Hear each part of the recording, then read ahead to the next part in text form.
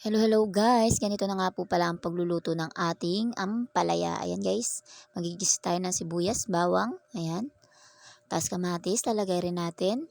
Halu-haluin hanggang maging golden brown. At ito na nga guys, pag okay na yung ating mga sibuyas, bawang, ilagay na natin yung ating ampalaya. Kailangan natin siyang saidin guys at sayang at ayan, okay na. Pwede na natin siyang halu-haluin. Ayan, huwag po masyadong halo-halo guys. Kunting halo para hindi masyadong mapait ang ating ampalaya. At pag nakita nyo na nga pong okay na yung ating ampalaya, pwede na natin i-next ang ating egg. Ayan guys, ganyan lang. At ganun pa nga rin po pala ang paghahalo, wag po masyadong kahalo at para hindi talaga pumait ang ating ampalaya.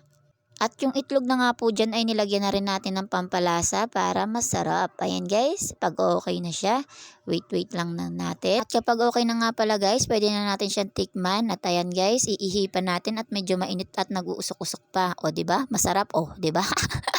Napaso pa. At eto na nga, ready to eat na. Thank you for watching.